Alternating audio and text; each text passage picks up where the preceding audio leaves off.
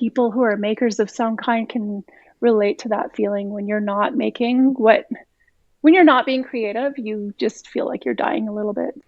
Sarah, welcome to Shape Your Pottery and share with me what is something you believe potters should be doing to have success in pottery?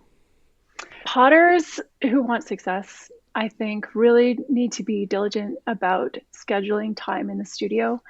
It's hard for any self-employed person to be diligent about that. We are distracted by so many things in life, friends asking us to do things, housework, whatever else it is, but you really need to be diligent about taking the time to prioritize that studio time.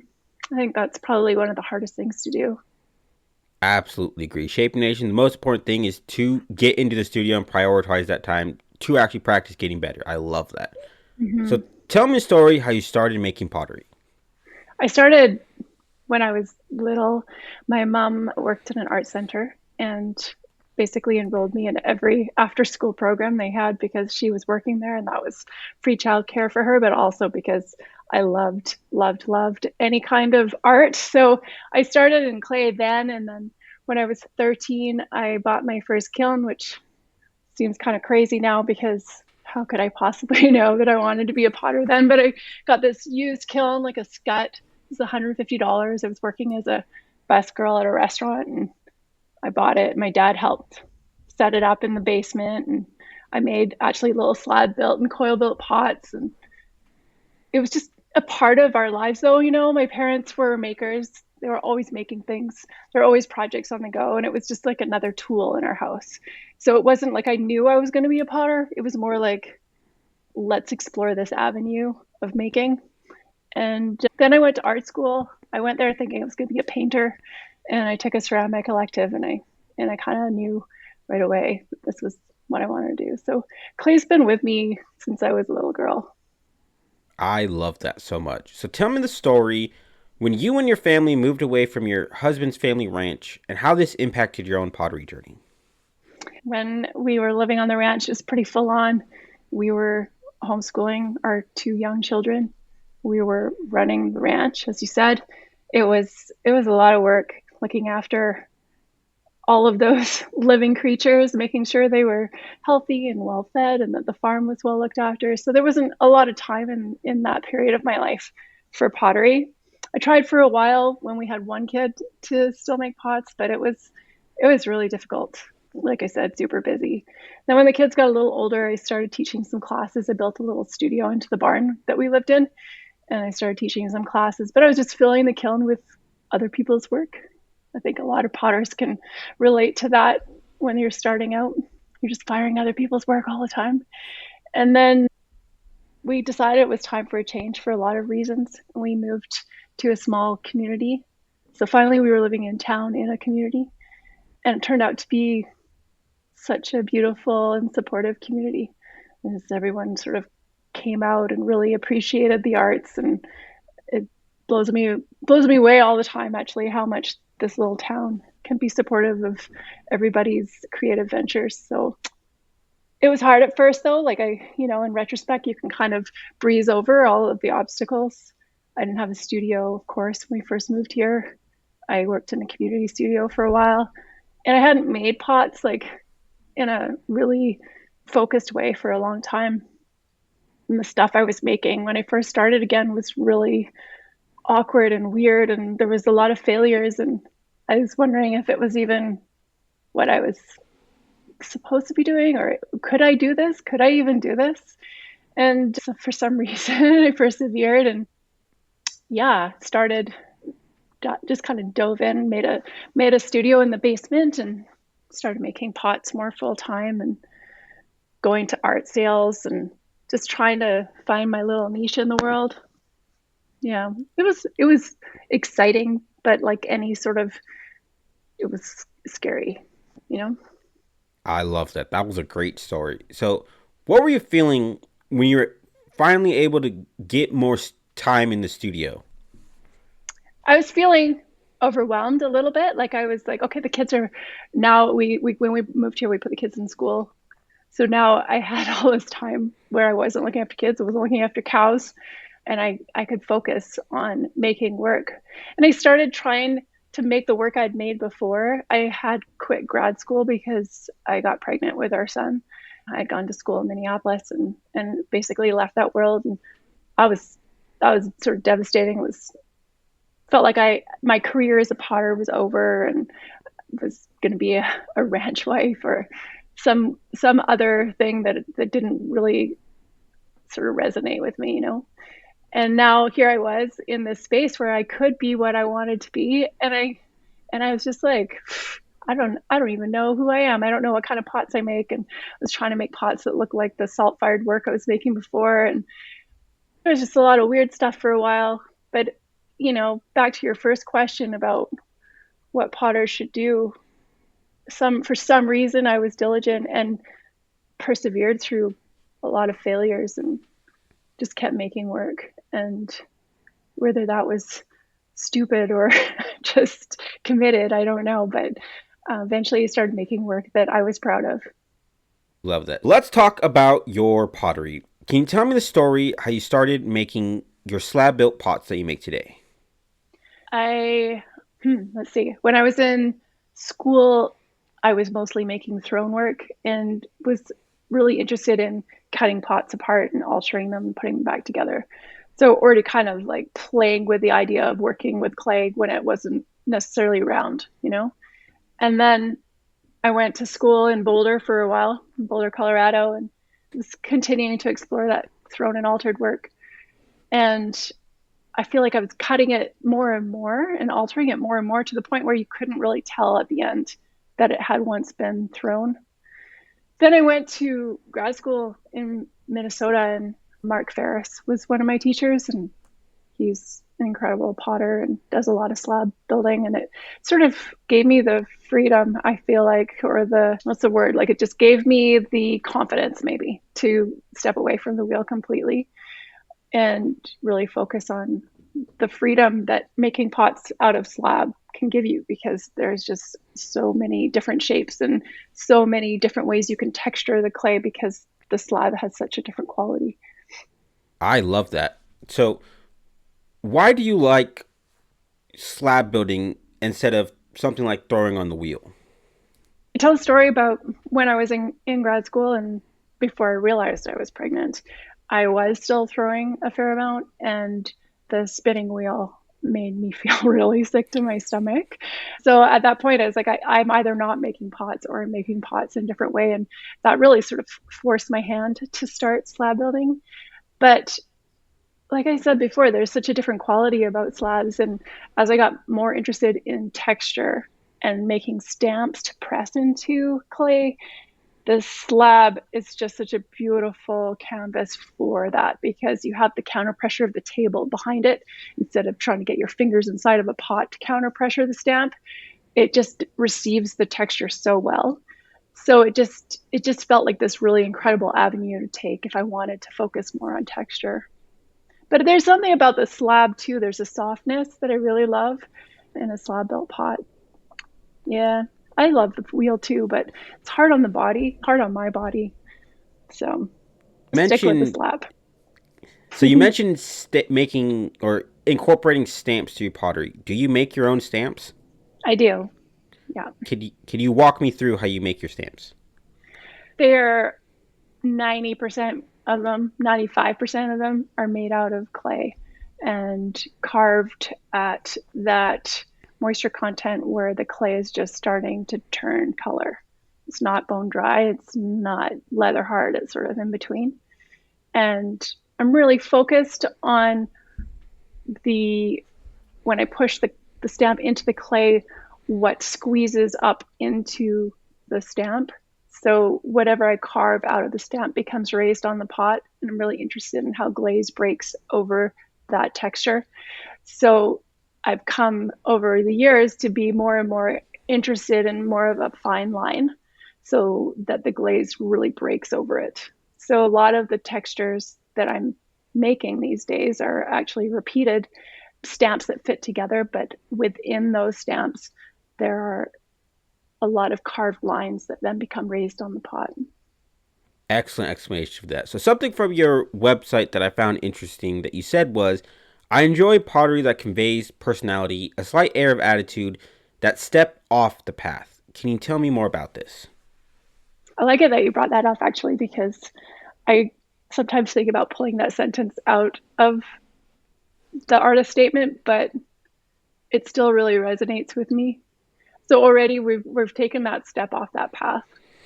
But I also love that feeling. Like, I live in the mountains, and I do spend a lot of time on trails in the woods, but in the winter, been doing quite a bit of touring lately and backcountry skiing. So that feeling of where you don't need a path anymore, where you turn your skis off the path and you have that freedom to go wherever you want and into that stillness, into that wild.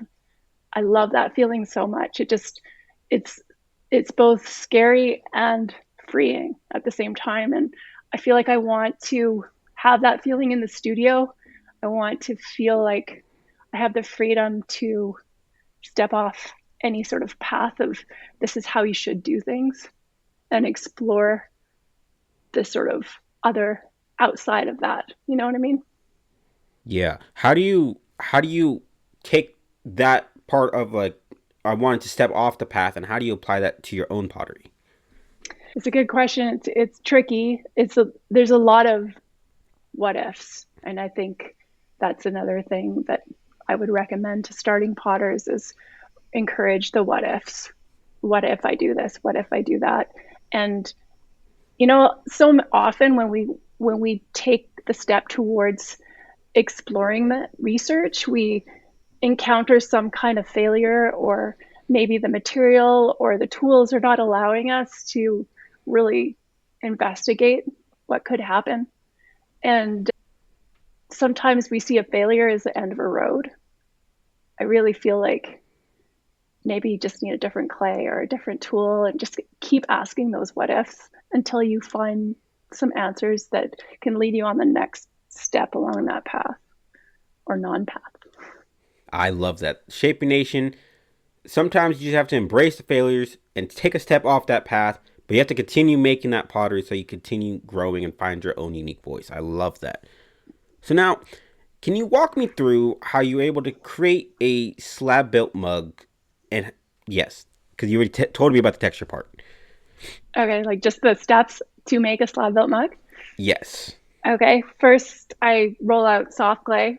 I really like the clay to be quite soft. The softer, the better, actually. If it's sticky, not so great, but if it's just before sticky, it's going to take the impression of the stamp a lot better. So I roll out a big slab of soft clay, and then I cut out the parts, usually a long rectangle for the walls of the mug and then a circle for the base. And then I move that slab onto a cement board because it absorbs a little bit of moisture out of one side of the wall of the mug or the future mug. And then that's where I will add the stamps. Then I will refine the shape. Like, I might need to trim it a little bit just because of the stamping might distort it. And then I lift that slab up and form it into the shape of the mug. And then once that's set up a little bit, add the bottom. And then a handle once that's set up. So something from your for all your pottery is that while you add texture at the same time, it still looks kind of smooth. Can you how do you get that smoothness on your pots? The clay, for one, is a very finely sieved clay that's really smooth. But I guess before I texture the slab, I'm really compressing any particles or aggregate back into the clay. So I've just got the fine on the surface. And I'm careful to not take any of that fines away in any way. Like, I'm never scraping the surface, I'm never cutting away at the surface. I'm being careful to not even touch the surface very much with my fingers, just touching at the joints. So I'm leaving that compressed clay, that really fine. It's almost like it's almost fragile in a sense because it's so soft and fine. I'm leaving it alone as much as possible so that the softness stays there. Excellent explanation of that. I love that. So let's talk about the business side of pottery. Can you tell me about the moment when you decided to go full time with your pottery? It was around the time that we moved here. Part of the reason that we moved to this small town was because I really was dying a little inside, not making work. I think that most people who are makers of some kind can relate to that feeling when you're not making what when you're not being creative, you just feel like you're dying a little bit. So a part of the reason we moved here was so that I could spend more time making. And then I just told you how hard it was at first, but once I started to find, I guess, like find my voice, I started selling in markets and whatnot and realized that the work was resonating with people. I looked for every avenue that I could to make those sales, like whether it was selling online in the early stages or going to a gallery or selling on consignment in a store or wholesale. Or I had pots here and there all over the place, just trying to make it work. And then suddenly it did seem to resonate enough to make some sales. So I decided, yeah, this is it. When I made that decision, I also decided to build a studio. We have an acre on the edge of town here, and I decided to get a loan out and build a studio space. And that felt like a commitment to myself, a commitment to this career that I had chosen. It was also super scary to take out that much money and build a studio. But in the end, it was almost like a daily affirmation to myself because I had decided that I was worthy of this career, of this lifestyle, and building a space to hold that I can walk into daily and I love it. It's beautiful. Is a daily affirmation that yes, this is the life I've chosen and I'm going to make it work. I love that so much. So, what were you feeling when you finally decided to go all in and go full time? What was I feeling? I was feeling scared. Yeah, I was feeling scared. Like, could I could I do this thing? Am I really a potter? It was, I don't know, it's hard now because it's been a number of years since I made that decision. It's hard to put myself in that place because I'm at this point now where I know that I can do it. I still have doubts, of course, we all do, but back then it felt like I needed a plan B, as my studio could maybe turn into a rental space and I could teach or I could do something else. I definitely didn't feel 100% like I was going to be able to do it. I love that. So, what would you say was your biggest obstacle when going full time? Biggest obstacle, probably my own brain, my own confidence, you know, just always having that little voice in the back of your head telling you that you're not good enough to do it. Maybe that was my biggest obstacle. Time also, the kids were still young and they I wanted to spend a lot of time with them and life is demanding at that point in your life. So I'd say it was probably time and that little voice, evil little voice. So, what did you do to help you get over this evil little voice in your head? I ignored it. I don't know. I think a huge part of it for me was community, actually. Just finding community that is, I don't know, the ceramics community, as you know, is just such a beautiful community. I know I have friends who are in other fields of making and they're jealous of the ceramics community because we are a group of people that like to hold each other up. We like to help each other out. We're so quick to offer any words of advice or wisdom and space in our kilns. And I think that having a community like that was so helpful in those early stages because whenever that voice knocked me down, there was somebody out there that lifted me back up. I love that. And I definitely agree. Pottery community is definitely a lot stronger compared to a lot of other communities. I love that. So now you contribute your growth as an artist to social media. Would you mind telling me more about this? Yeah, when I first got on Instagram, I don't know what year it was. I could probably look at my first post, but it was, I saw some people posting on Facebook these cool photos with cool filters. And I was like, how did they do that? Oh, it's Instagram. I'm going to try that. And I thought it was just an app to put cool filters on photos. And I went to Instagram and I put a cool filter on a teapot, I think. And then I went back to do it again like a month later. And it said, you have however many followers. And I was like, what? I didn't even know it was a social media platform. And then I kind of forgot about it for a while. And then a friend of mine, Robin DuPont, was here, and he's good friends with Adam Field, and they were both like early, I guess, in the ceramics community, early appreciators maybe of the platform as a place for community and a place for getting your work out there. And Robin suggested that I spend more time putting work on Instagram. And in those early days, Ayumi Horie was doing the Pots in Action. Do you remember that Pots in Action?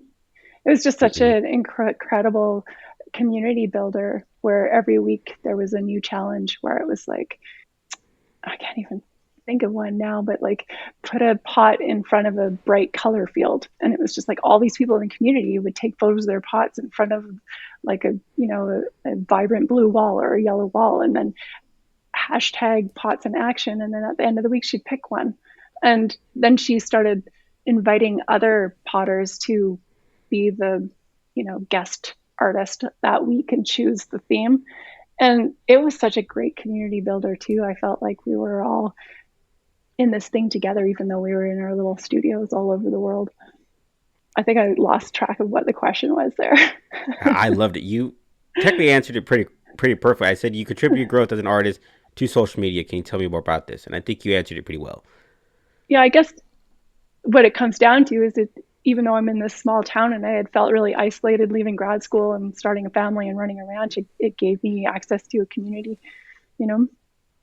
So now, what advice would you give to someone that wants to start using social media to help them sell their own pottery? It's tricky. I think it's such a huge platform now. Like when I started, I don't know how many potters were even on there. It was early days. There's so many now. It still definitely has community feels, but it's changed a lot too. I think that taking nice pictures is a good idea. It seems like taking videos, good videos, being authentic, I think, to yourself and to your audience. I don't know, someone suggested using Chat GPT to create content, and I just felt like puking. I was just like, that's not what it is for me. Like, if this is about community and and being honest with my followers, like I'm not going to get a computer to write. Like it just feels like the antithesis of why I'm making pots. But maybe if you can't write something, use Chat GPT. I can't be judgy. I haven't tried it, but but I don't know. I like to make pots and I like to use them, and it seems very analog, and that seems the opposite of analog. But maybe social media is the opposite of analog. But I think finding some thread through it that feels authentic to you is probably going to resonate more with people. I love that advice. Some excellent advice right there. So let's talk about discovering your voice. Can you tell me about the moment when you knew you were heading the right direction with your pottery? I love it that you do this, Nick. I just want to say that like the whole idea of finding your voice is for one so hard, but also so important. And when you're starting out, it feels incredibly hard, right? It's like, how can you find your voice when it's not like you're born and started screaming? You had a voice. You were trying to find this thing that defines you. Or I think I stumbled on it personally. Like it was through, like I said before, a lot of failures, a lot of trials, a lot of what the fuck am I doing here? And also like just trying things, being able to step out of my comfort zone and try things. That was important for me. The other aspect that I think really pushed my work was, and it was all through actually some unrelated event. It was I had a major loss in my life and was going to a therapist and I just couldn't bring myself to get in the studio, and she suggested why not do one thing a day, like 5 minutes. It takes 5 minutes. Just do 5 minutes a day and see if that will bring you back into the studio. And I was like, what can you do in ceramics that takes 5 minutes? Like, there's nothing. And then I was like, well, maybe I could do a stamp a day. And I started carving up these stamps, and I committed to a month of it. And it worked. Like she was so smart.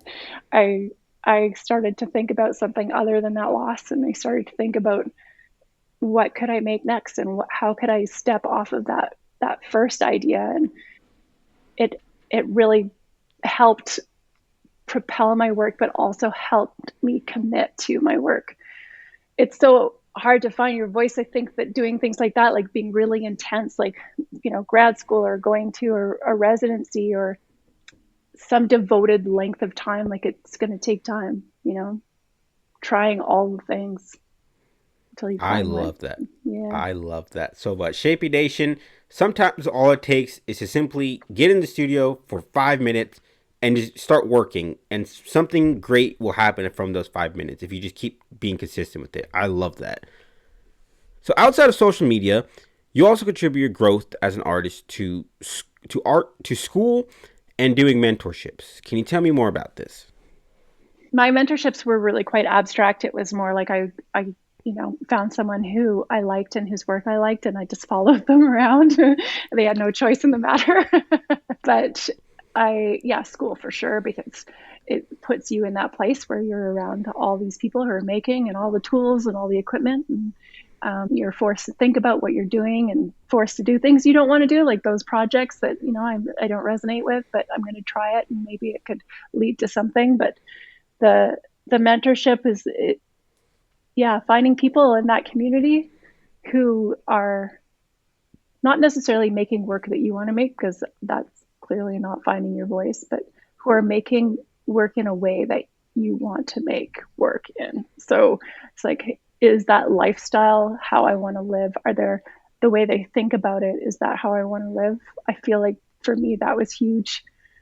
Sometimes the mentors you don't even live with, near or with, or see on a regular basis. You just maybe are inspired by them, some aspect of them, and embracing that and acknowledging that, I think is huge.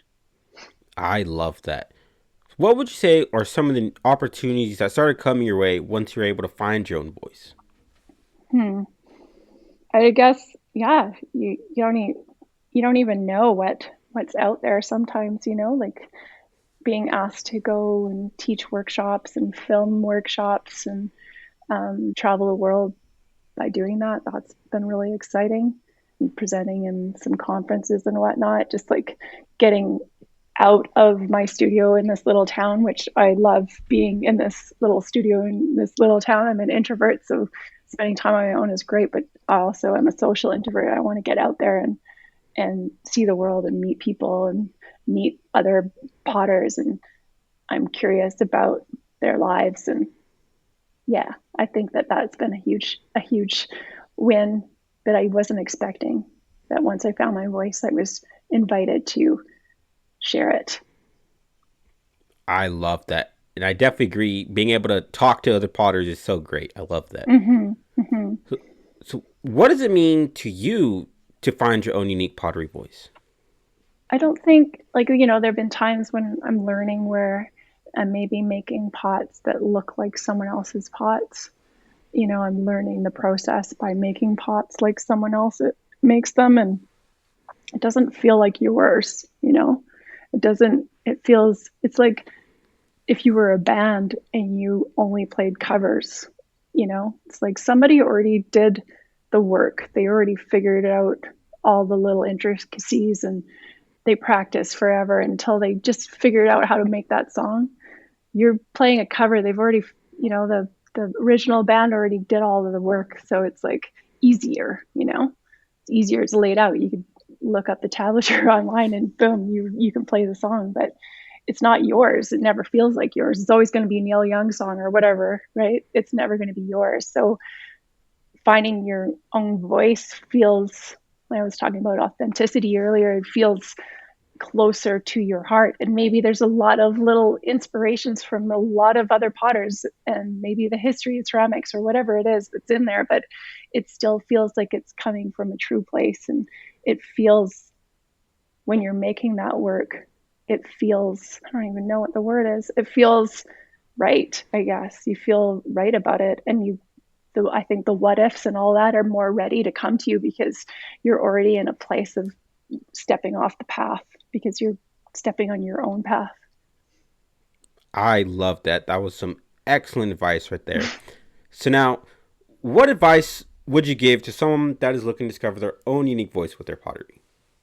I think that when you're starting out, even when I was in art school, it was often recommended to, make a pot in the style of blah, blah, blah, right? To learn the techniques, take all the workshops, see as many potters in action as possible. Like I loved watching, at conferences or workshops, just watching potters who have been making their work for a long time. And it might not be that you're going to make the pot just like they do, but there's like one aspect of how they do it that when you're trying to figure something out in your own studio, when you're asking that what if question, you're like, oh yeah, so and so did that. That might work in a completely different way with a completely different tool, but that might work for this situation. And suddenly you are blossoming in this other way. So what ifs, and really not being afraid to do the research and make the failures, because they're not really failures. They're just little obstacles that you have to work your way around, and eventually you will find a way around them if you keep at it. Some excellent advice right there. Sarah, it has been great chatting today. And as we're coming to a close here, what is one thing you really want to hammer home with my audience today? I think that already your audience is listening to you because they are wanting to find their own voice, and I think that's just such a beautiful thing. And I just want to say, keep at it. Like if I could find my voice, you can find your voice, and it's out there. It's just gonna take a little digging. I love that. It was great chatting with you today. And where can my audience go and learn more about you? Yeah, Instagram and my website probably are the best places. I have a little newsletter that comes out very rarely that you could sign up for, but mostly it's Instagram. And what is your Instagram handle? It's their Pike Pottery.